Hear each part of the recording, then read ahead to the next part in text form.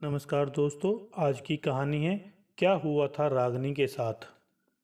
विवाह स्थल अपनी चकाचौंध से सभी को आकर्षित कर रहा था। बारात आने में अभी समय था। कुछ बच्चे डीजे के धुनों पर थिरक रहे थे तो कुछ इधर से उधर दौड़ लगा रहे थे। मेजबान परिवार पूरी तरह व्यवस्था देखने में मुस्तैद दिखा। इसी विवाह समारोह में मौजूद एक महिला कुछ दूर बैठी दूसरी महिला को लगातार घूर रही थी। बहुत देर तक लगातार घूरने पर भी जब सामने बैठी युवती ने कोई प्रतिक्रिया जाहिर नहीं की तो सीमा उठकर खुद ही उसके पास चली गई। बोली, तुम रागनी हो ना? रागनी, मैं सीमा। पहचाना नहीं तुमने? मैं कितनी देर से तुम ही देख रही थी, मगर तुमने नहीं देखा तो मैं खुद उठकर तुम्हारे पास चले आई। कितने वर्ष गुजर गए हमें बिछड़े हुए। और फिर सीमा ने उत्साहित होकर रागनी को लगभग झकझोर दिया। रागनी मानो नींद से जागी हैरानी से सीमा को देर तक घूरती रही। फिर खुश होकर बोली, तू कहाँ चली गई थी सीमा? मैं कितनी अकेली हो गई थी तेरे बिना, कहकर उसने उसे अपनी बाहों में भर लिया। दोनों की आंखें छलक उठी। तू यहाँ कैसे? सीमा ने पूछा। मेरे पति रमन ओएनजीसी में इंजीनियर हैं और यह उनके बॉस की बिटिया की शादी है, तो आना ही था अटेंड करने। पर तू यहाँ कैसे? रागिनी ने पूछा। सुकन्या यानी दुल्हन मेरी चचेरी बहन है। अरे, तुझे याद नहीं? अक्सर गर्मी की छुट्टियों में आती तो थी हमारे घर लखनऊ में। कितनी लड़ाका थी। याद है? कभी भी अपनी गलती नहीं मानती थी, हमेशा लड़कर कोने में बैठ जाती थी।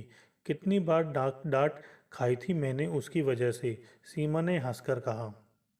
ओह हाँ, अब कुछ ध्यान आ रहा है, रागनी जैसे अपने दिमाग पर जोर डालते हुए बोली।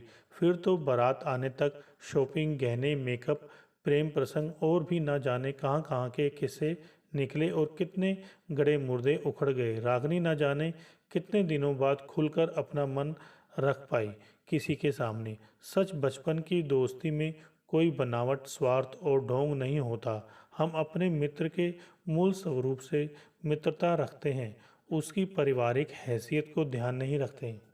तभी शोर मच गया। किसी की 4 साल की बेटी जिसका नाम निधि था गुम हो गई थी। अफरा तफरी सी मच गई। सभी ढूंढने में जुट गए। तुरंत एक दूसरे को व्हाट्सएप से लड़की की फ़ोटो सेंड करने लगे। जल्दी ही सभी के पास पिक थी। शादी फार्म हाउस में थी, जिसके ओर छोर का ठिकाना ना था। जितने इंतजाम उतने ही ज़्यादा कर्मचारी भी। आधे घंटे की गर्मागर्मी के बाद वहाँ लगे गांव के सेट पर सिलबटा से कर चटनी पीसने वाली महिला कर्मचारी के पास खेलती मिली। रागनी तो मानो तूफान बन गई। उसने तेज निगाह से हर तरफ ढूंढना शुरू कर दिया था। बच्ची को वहीं ढूंढ कर लाई। सबकी सांस में सांस आई। निधि की माँ को चारों तरफ से सूचना भेजी जाने लगी, क्योंकि सबको पता चल गया था कि माँ तो डीजे में नाचने में व्यस्त थी। बेटी कब खिसक कर भीड़ में से खो गई उसे खबर ही नहीं। जब निधि की दादी को उसे दूध पिलाने की याद आई तो उसकी माँ को ध्यान आया कि निधि कहाँ है। बस फिर क्या था, सास को मौका मिल गया बहू को लताड़ने का और फिर शोर मचाकर सास ने सबको इकट्ठा कर लिया। भीड़ फिर खाने पीने में व्यस्त हो गई। सीमा ने भी रागनी से अपनी छोटी बातचीत का सिरा संभालते हुए कहा, तेरी नज़रें बड़ी तेज हैं। निधि को तुरंत ढूंढ लिया तूने? ना ढूंढ पाती तो शायद और पगला जाती। आधी पागल तो हो ही गई हूँ। रागनी उदास स्वर में बोली, मुझे तो तू पागल कहीं से भी नहीं लगती।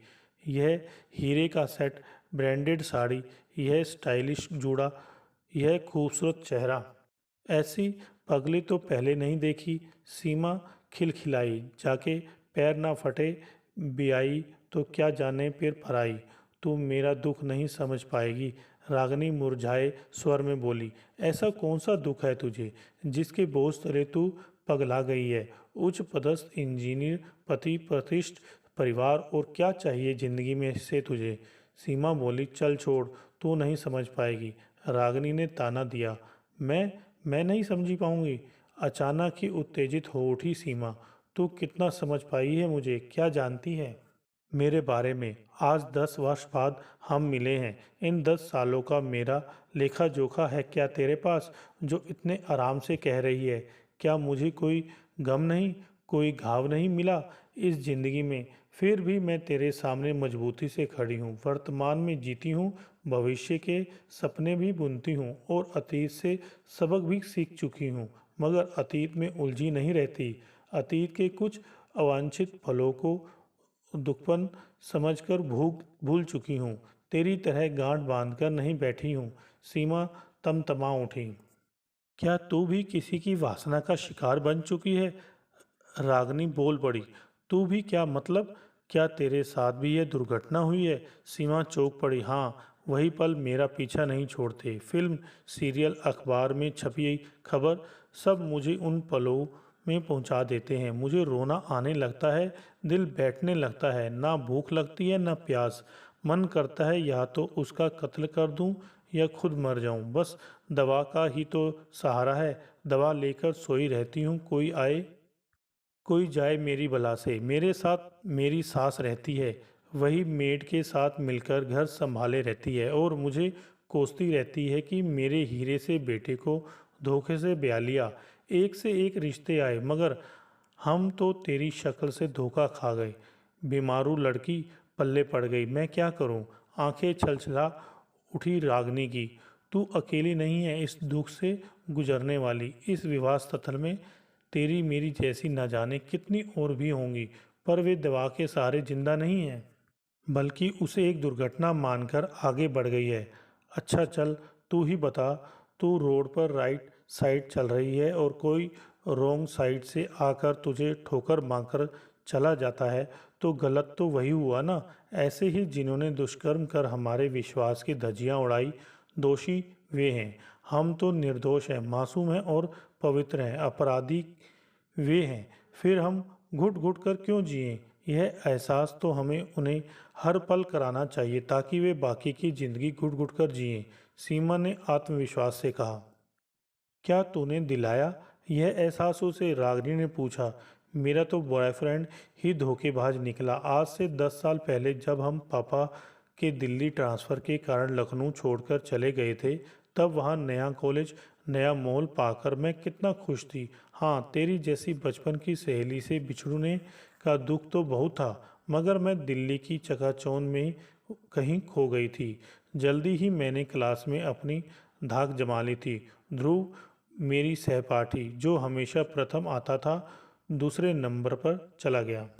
10वीं कक्षा में मैंने ही टॉप किया तो ध्रुव जल बूझकर राख हो गया, मगर बाहरी तौर पर उसने मुझसे आगे बढ़कर मित्रता का हाथ मिलाया और मैंने खुशी खुशी स्वीकार भी कर लिया।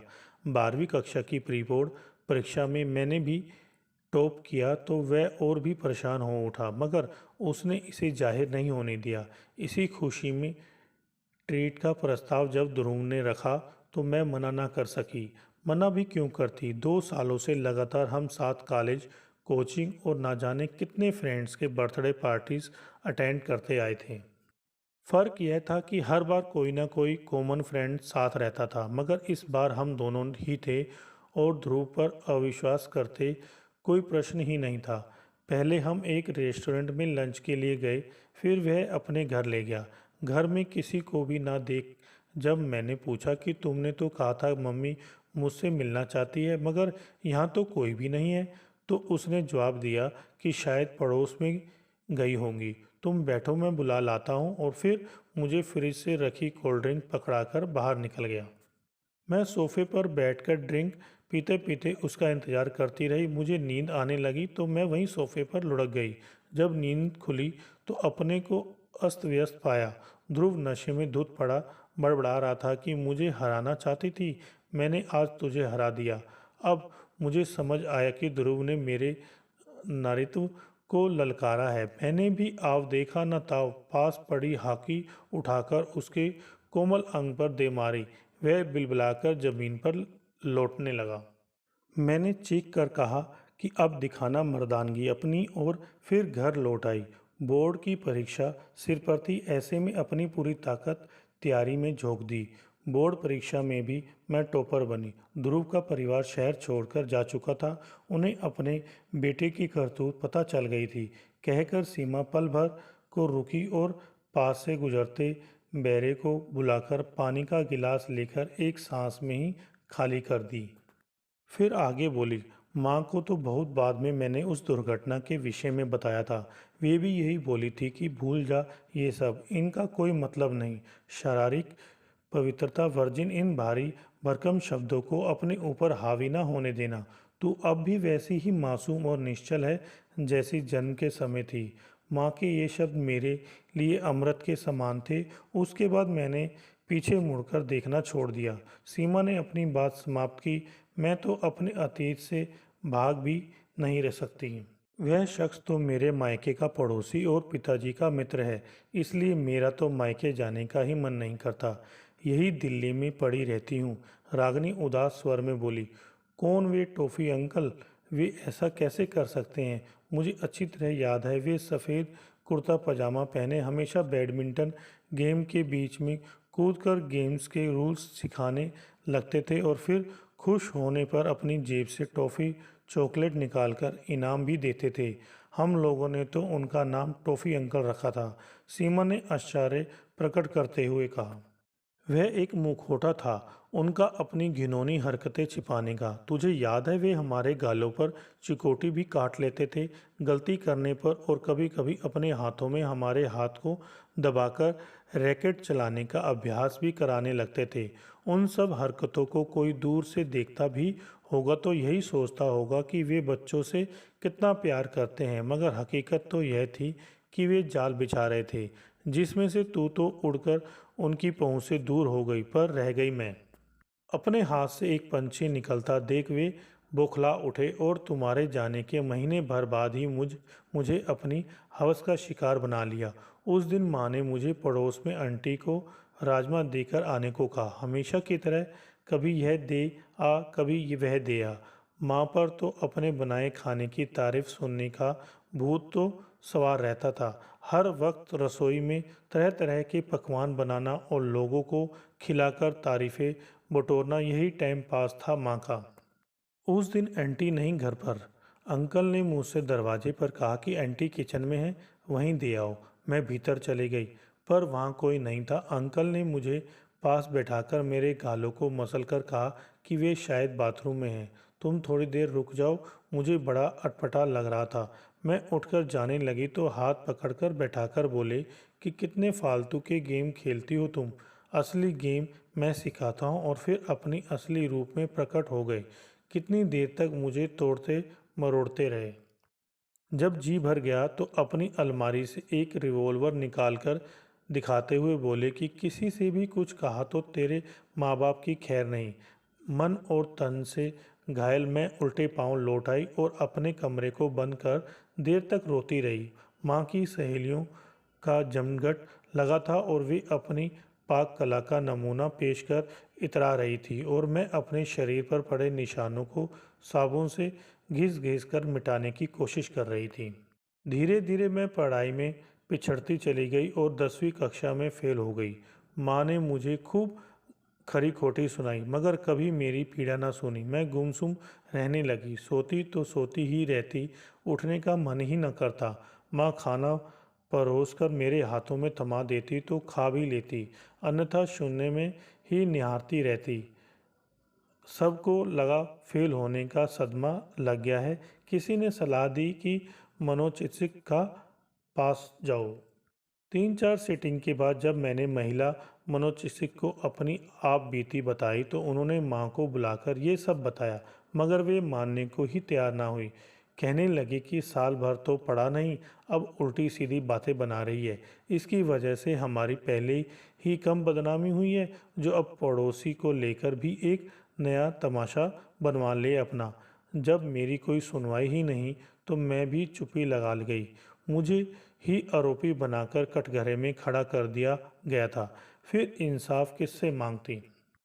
तब से अपना मुंह बंद कर जीना सीख लिया, मगर इस दिल और दिमाग का क्या करूं, जो अब भी चीख चीख कर इंसाफ मांगता है। जब दर्द बर्दाश्त से बाहर हो जाता है तो नशा ही मेरा सहारा है। उन गोलियों को खा बेहोशी में डूब जाती हूँ। तू ही बता, कोई इलाज है क्या इसका तेरे पास? रागिनी ने सीमा के हाथों को अपने हाथों में लेकर पूछा। हाँ है, हर मुसीबत का कोई ना कोई हल जरूर होता है, बस उस ढूंढने की कोशिश जारी रहनी चाहिए। इस बार तेरे मायके में मैं भी साथ चलूंगी और इस शख्स के भी घर चलकर बलात्कारियों की सजा पर चर्चा करेंगे। बलात्कारियों को खूब कोसेंगे, गाली देंगे और बातों ही बातों में उस शख्स के चेहरे पर लगे मुखौटे को उसकी पत्नी के सक्षम नोचकर फेंक देंगे। उन्हें भी तो पता चले उनके पति परमेश्वर की काली करतूत। देखो बलात्कारी की पत्नी उसकी कितनी सेवा करती है। उनका बुढ़ापा नर्क बनाकर छोड़ेंगे। रोज मरने की दुआ मांगना था ना, फिरे वह तो मेरा नाम बदल देना। सीमा ने रागिनी के हाथों को मजबूती से थमाकर बोला। रागिनी के चेहरे पर मुस्कुराहट तैर गई। तभी रमन ने आकर रागिनी के कंधे पर हाथ रखकर कहा, बचपन की सहेली क्या मिल गई, तुम तो एकदम बदल ही गई। यह मुस्कुराहट कभी हमारे नाम भी कर दिया करो। सीमा ने रागिनी के हाथों को रमन के हाथों में सौंपते हुए कहा, अब से यह इसी तरह मुस्कुराएगी। आप बिल्कुल फिक्र ना करें। इसके कंधे से कंधा मिलाने के लिए मैं जो वापस आ गई हूँ इसकी ज़िंदगी में। हेलो दोस्तों, अगर आपको हमारी ये वीडियो अच्छी लगी हो तो लाइक करें, शेयर करें और कमेंट्स करके बताएं कि हमारी ये वीडियो आपको कैसी लगी। साथ में चैनल को सब्सक्राइब करके बेल आइकन जरूर दबाएं।